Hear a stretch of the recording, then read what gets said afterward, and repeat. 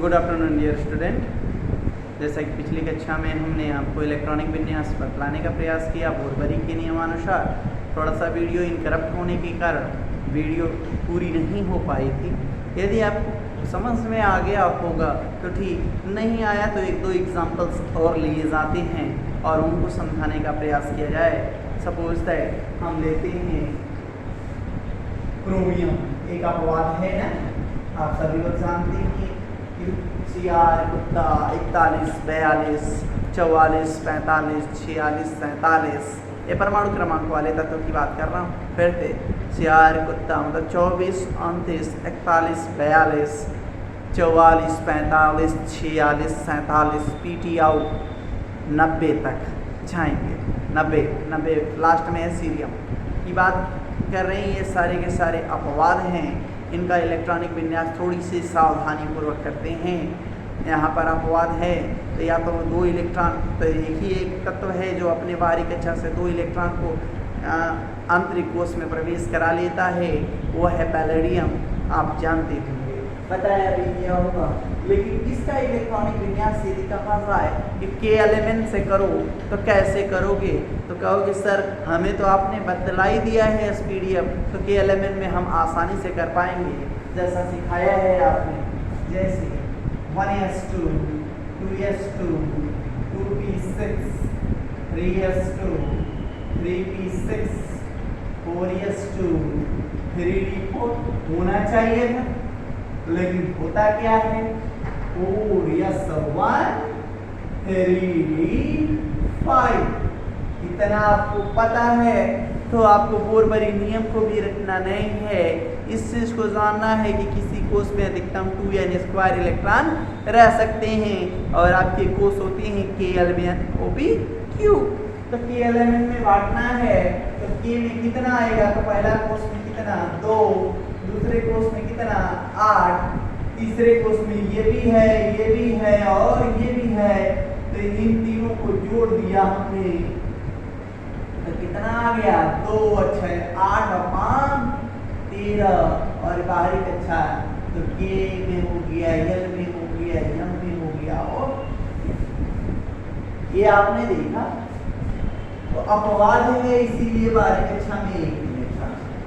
अपवाद नाम है तो देखा जाए 26 ले लिया हम 1s2, 2s2, 2p6, 3s2, 3p6, 4s2, 3d6 आता है 26 का है। देखिए 2 2 4 6 10 2 12 6 18 2 20 6 26 नहीं जानते तो बार बार कहता हूँ बच्चों बना लिया करो। इसको बना लोगे तो दिक्कत ना होगी।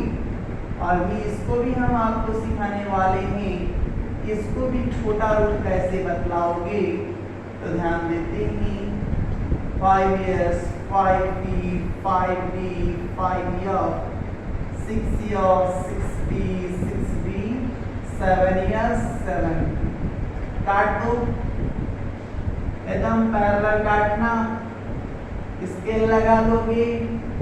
यदि इनके बीच में एक एक लाइन आपने छोड़ा है तो आसानी से भर पाओगे।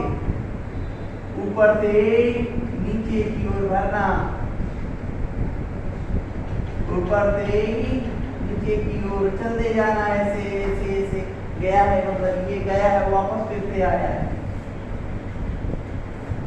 आपने कर लिया K में कितना 2, L में कितना 8, M में कितना, तो देखिए 2 और 6 8 और 6 14 और बारी कक्षा कौन सी बची, यही ना, देखो K याद हो जाएगा और आपने इलेक्ट्रॉनिक विन्यास कर लिया, सीखा होगा।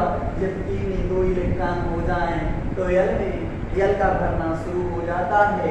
L में जब 8 इलेक्ट्रॉन हो जाए तो M का भरना शुरू हो जाता है। M में जब 8 हो जाए तो N का भरना शुरू हो जाता है। N में जब 2 इलेक्ट्रॉन हो जाए तो पुनः M का भरना शुरू हो जाता है। बोरबरी के नियम में ये बतलाया गया, हमने भी आपको बतलाया पिछले वीडियो में, ये सीखा। अब कहो सर इतना बड़ा बड़ा इलेक्ट्रॉनिक विन्यास करना संभव नहीं है, कोई ऐसा तरीका बतलाइए इलेक्ट्रॉनिक विन्यास छोटा हो जाए और आसानी से हो जाए। तो उसको सीखने के लिए कम से कम आपको अक्रिय गैसों का इलेक्ट्रॉनिक विन्यास पता होना चाहिए। अक्रिय गैसों का इलेक्ट्रॉनिक विन्यास क्या होता है वो भी जानें। तो अब हम शुरू करते हैं अक्रिय गैसों का इलेक्ट्रॉनिक विन्यास। तो सर अक्रिय गैसें क्यों कहते हैं? इन्हीं को नोबल गैसें भी कहते हैं,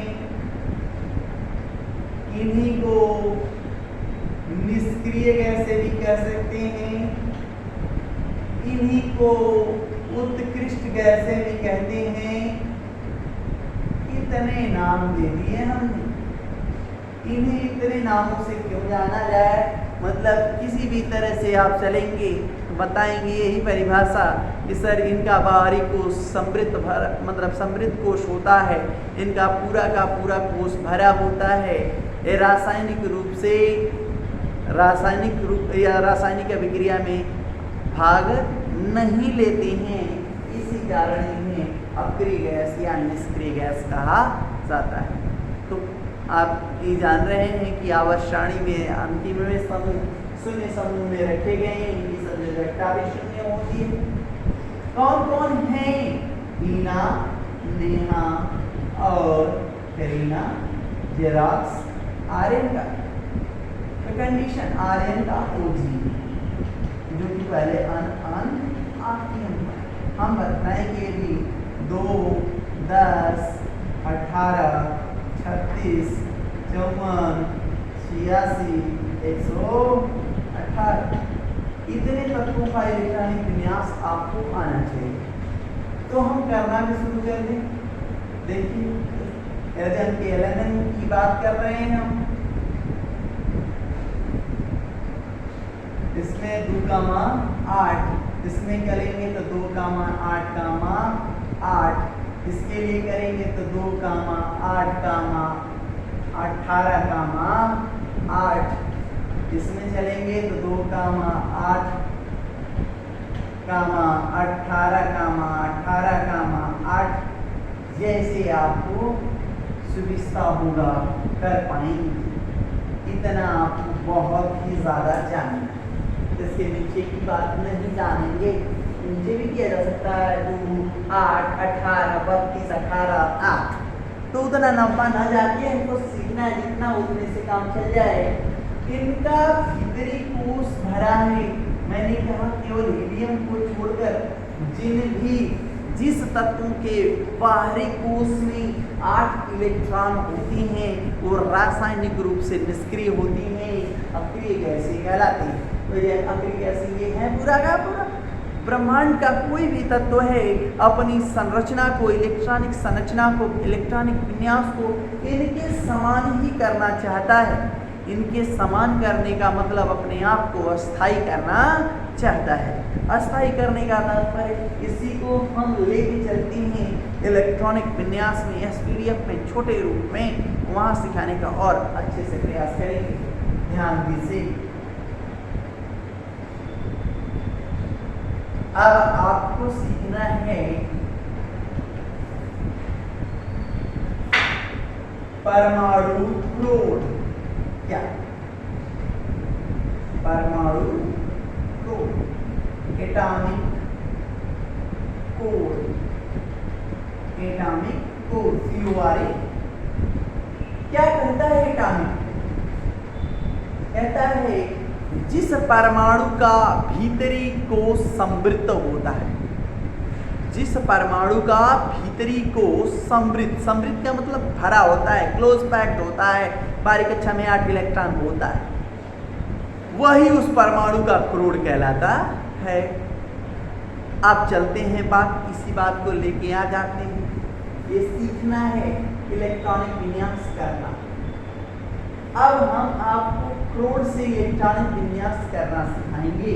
तो सीखने के पहले आपको ये याद रहना होगा, ये याद रहेगा। यहाँ से हम जो ट्रिक उठाएंगे उसको तैयार रखेंगे तो इसको आसानी से कर पाएंगे। जहाँ आपको 1s2 दिखे, क्या दिखे? 1s2 दिखे लिखे उसकी जगह आप हीलियम लिख देना। क्या लिख देना? हीलियम लिख देना। इलेक्ट्रॉनिक विन्यास हो जाएगा, क्योंकि वो अक्रिय गैस है, इसका समृद्ध कोश भरा हुआ है, इसके बारे में कितने इलेक्ट्रॉन है, तो ये अपवाद है।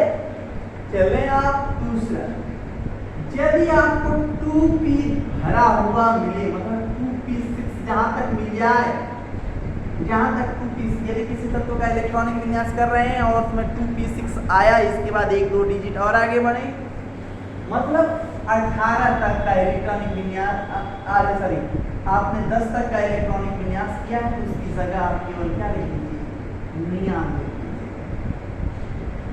यदि आपने 3p भरा हुआ पाया, मतलब आप 3p6 तक पहुंचे, वहां क्लोज कर देंगे अपने, और उसकी जगह आप क्या लिख देंगे? आप AR लिख देंगे।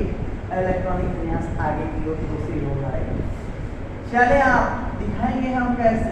यहाँ 4p भर जाए, तो 4p भरने का मतलब है 4p6 की बात हो रही है, तो क्या आगे बात यहाँ पर आ जाएगा क्रिप्टन की बात। यह है इलेक्ट्रॉनिक विन्यास 2 का, ये है इलेक्ट्रॉनिक विन्यास 8 का, ये है 18 का और ये है 26 का। इतना तो बहुत ही मिलेगा, ये भी मिल सकता है। 5p6 मिल गया तो आसानी से आप जेनॉन लगाएंगे, चम्मा लिख देंगे, हो गया। ये है इलेक्ट्रॉनिक विन्यास। यदि आपको 6p भरा मिल गया, 6p6 मिल गया, उसकी जगह Rn लिख दीजिएगा और 86 लिख दीजिएगा। 86 तक का परमाणु क्रमांक का इलेक्ट्रॉनिक विन्यास समझ में आ गया। यदि टीचर जानता है तो जान गया कि लड़का 86 तक को सॉर्ट कर दिया है, वो कह दिया इतना तो भरा हुआ कोश है, समृद्ध कोश है, आराम से भाव के अनुसार करते गए, 2 रखते गए, यस में पी में 6 रखते गए और पहुंच गए, कोई दिक्कत ही ना हुई, आप पहुंच गए। जब 6p6 हो गया, अब 7p6 आएगी तो जब आप 118 लिख देंगे। आपने 7p6 पाया इलेक्ट्रॉनिक विन्यास में। यदि आपको 118 से भी ऊपर के तत्वों का इलेक्ट्रॉनिक विन्यास लिखना होगा तो 7p6 तक लिखा जाएगा, 118 तक पहुंच जाएंगे आप। उसके ऊपर 119, 120, 121 का भी इलेक्ट्रॉनिक विन्यास आसानी से कर पाएंगे। और कैसे सर? नहीं समझ में आया, कोई बात नहीं, समझा। बात करता है 3 का इलेक्ट्रॉनिक विन्यास लिखना है, तो आप कहोगे सर 3 तो है, छोटा सा है 1s2 और 2s1, हो गया ना। इसको छोटे में कैसे लिखा जाए? परमाणु का कोड बना के लिखा जाए तो क्या लिखा जाएगा? लिथियम 3 का इलेक्ट्रॉनिक विन्यास ये होगा, हीलियम 2s1। हीलियम का इलेक्ट्रॉनिक विन्यास क्या होता है? आखिरी कोश देखो, 2 पे भर गया, इसका भीतरी कोश क्या है? समृद्ध है, ये रासायनिक रूप से निष्क्रिय है, हो गया। 2 तक हीलियम हो गया, इसके बाद आपने इलेक्ट्रॉनिक विन्यास कर। चले आप बड़ा में और आ जाए, सोडियम की बात करें। 1s2, 2s2, 2p6, 3s1, थोड़ा सा बढ़ गया ना, लेकिन 2p6 आया क्या? ये किस परमाणु का क्लोड है? तो देख रहे हैं, यह यहाँ तक का इलेक्ट्रॉनिक विन्यास किसका है? नियान का है। तो नियान इस परमाणु का क्लोड बनेगा और आपने क्या लिख दिया? नियान 3s1। यदि आपसे कह दिया जाए 13 एल्युमिनियम का करो, 1s2, 2s2, 2p6, 3s2, 3p1 आएगा 13, 2 2 4 6 10 और दोबारा 1 13। टेंशन ना लेंगे, यहाँ तक तो एक क्लोड बन जाएगा। किसका क्लोड हो जाएगा?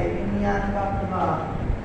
क्या लिखोगे? एल्युमिनियम 13, नियान, आगे बढ़ो 3s2, हो गया। तो ये है पूरा का पूरा इस परमाणु का क्रोड, ठीक है। जिस भी परमाणु का भीतरी कोश समृद्ध होता है वही उस परमाणु का क्रोड कहलाता है। ये आपने पढ़ा। अब बात आती है कि अब ऐसे तो रैंडमली दे दिया जाए और कैसे करोगे उस पर बात करें।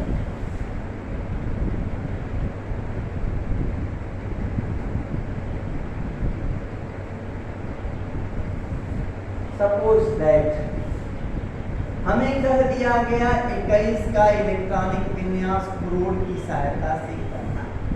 बड़ी समस्या होगी ना कि सर जी अभी तो करके बता रहे थे, पूरा तो समझा रहे थे, अब 21 दे दिया है, सीधे डायरेक्ट क्रोड पे ले जाना है तो कहाँ तक चलेंगे?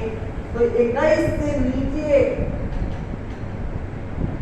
ये तो बहुत नीचे है, ये भी नीचे है, लेकिन ये पास में है, नीचे है लेकिन पास में है। आर्गन तक पहुंच जाएंगे, आर्गन का क्रोड उठाएंगे, ले आएंगे, आर्गन चिपकाएंगे। आर्गन कहां तक भर दे रहा है? 3p6, 3p तक भरा गया ना। 3p के बाद इलेक्ट्रॉन किस में जाएगा? 4s में जाएगा और 3d में जाएगा। इसके बाद लिखिएगा 4s, फिर लिखिएगा 3d। फिर से कह रहा हूं ये तक भर गया, 3p6 भरेगा तभी आर्गन आया होगा, 18 बन गया। अब इसके बाद आप 4s को लीजिए, ले लिया आपने। इसके बाद 4s के बाद किसको लेंगे? 3d को लेंगे। 3d के बाद किसको लेंगे? 4p को लेंगे। आपने 4p के बाद क्या लेंगे? 4p को भी ले सकते। कितना है आपका? तो 18 तो यही हो गया, 18 2 20, तो यस में 2 हो सकता है, और ये 21 हो गया कि नहीं हो गया? इस पे नंबर ही नहीं है। आप बात करते हैं 26 का, आयरन की बात कर रहे हैं, क्रोड से जाना है तो कह रहे हैं सर जी भी आएगा, आर्गन को लीजिए, 4s2 कर दीजिए, 3d6 कर दीजिए, हो गया। कॉपर की बात आ जाती है, आर्गन लिख दीजिए, 4s2 कर दीजिए, 3d9 आएगा। लेकिन ये तो गलत है, क्या सही है भैया? कह रहा है कि सर जी इसको 1 कर दीजिए, इसको 10 कर दीजिए, बाकी सब सही नहीं चाहिए, सही वाला है। फिर कहता है सर जिंक का बता दीजिए, इसका भी लीजिए भैया, आपको सब बता रहे हैं। आर्गन 4s2 3d10 कह रहा है कि सर जी आगे जर्मेनियम का बताइए, 32 का। तो 32 के लिए भी क्या होंगे? तो यही आर्गन आएगा, क्योंकि 36 के पास पहुंचने का 36 ज्यादा है, इसको 32 तक जाना है, तो आर्गन 18 वाला उठाएगा। 4s2 3d10 4p2 18, तो ये हो गया 20 10 30 32। क्लियर? कोई दिक्कत? यदि दिक्कत भी होगी तो आप बता क्यों नहीं पाएंगे, हम यहाँ तो कर ही दिए। चलिए और भी बताते हैं, 2-4 और ले ले। सपोज दैट मुझे क्रोड बनाना है आयोडीन का, 53 होता है, कैसे करेंगे? बड़ा समस्या है। 53 किसके पास है? 54 के पास। 54 तो ज्यादा है, मैंने क्या कहा था कि उससे हमेशा कम वाला लेना, तो 53 तो 54 तो ज्यादा है, तो उससे नीचे क्या है? 36। 36 आप ले लीजिए भैया, 36 क्या है? क्या कृपन है। कहाँ तक लेके चले जाएंगे? 4p6 तक भर चुके हैं, 4p तक क्या भर कर दिया है इन्होंने? भर दिया है। 4p के बाद क्या आएगा? हाइबियस, देखते रहे आप। इसके बाद क्या आएगा? 4d, 4d के बाद क्या आएगा? 5p आएगा क्या? तो 36 हो गया, यस निकल दो, रुको, तो 36 2 38, 38 10 48, 48 और 5 53 हो गया क्या? आपने ये परमाणु का क्रोड बनाया और इलेक्ट्रॉनिक विन्यास लिख दिया। कोई दिक्कत आ रही है? जहाँ तक उम्मीद है आप समझ रहे होंगे, थोड़ा सा प्रैक्टिस करोगे और समझ में आएगा, तो परमाणु क्रोड से भी इलेक्ट्रॉनिक विन्यास किए जा सकते हैं। अब हम सीखेंगे धनायन और ऋणायन का इलेक्ट्रॉनिक विन्यास करना, लेकिन सभी जितने तत्व हैं, जितना आप कर पाते हो उतने तत्वों का आप इलेक्ट्रॉनिक विन्यास करने का प्रयास करना, नहीं आएगा। नेक्स्ट क्लास में हम आयनों का इलेक्ट्रॉनिक धनायन और ऋणायन का इलेक्ट्रॉनिक विन्यास बतलाएंगे, साथ ही साथ उनके चुंबकीय व्यवहार की गणना करना भी सिखा देंगे, क्योंकि आज वो नहीं पाएगा और एक दिन की वीडियो में समझ में भी नहीं आएगा। तो आज इतना सीखे हैं तो इसके आधार पर सभी कोड से इलेक्ट्रॉनिक विन्यास करने का प्रयास करिए। यदि नहीं आता है बेझिझक आप फ़ोन करिए हमें हमारे नंबर पे, और हम आपको फिर से और दोबारा उसकी वीडियो बना के देंगे, फिर समझ में आएगा। आज के लिए इतना ही। Thank you.